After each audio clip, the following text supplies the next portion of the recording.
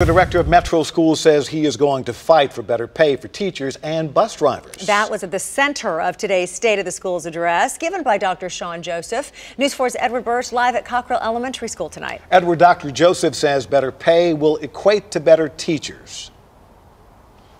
Tom and Tracy, in recent weeks we reported on an evaluation that showed that employee morale and satisfaction within Metro Schools was just not up to par. Joseph believes by giving that living increase of wage, that's going to end up translating to happier teachers and better students.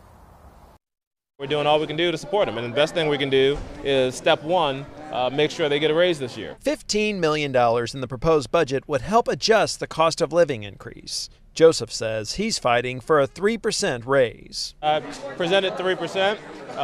The board is going to look everything over, and whatever the board finalizes, that's what I fight for. Dr. Joseph didn't specifically address staff morale during the State of the Schools. However, he believes there is a connection between morale and current teacher pay. The morale issue, I think a lot of it has to do with the fact that they didn't get raises last year. I mean, if you are working hard and you bring home less money than you did last year because your insurance went up, you'd have some morale challenges, and we're going to do everything we can do to give our teachers what they deserve.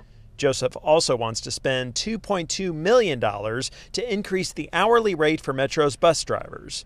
He says the plan is to eventually sit down with the mayor's office and Metro Council to look at long-term solutions for better wages. We have to pay a livable wage in this city if we want to keep our high-quality talent that we have here. Better wages within our district. You know, it's important. If we don't plan for it, if we don't say in 3, 4, 5 years we want to give 4 or 5% raises over the course of the next 3 years, and this is how much it's going to cost, and then start asking the questions about what are the funding sources to get us there, we won't get there.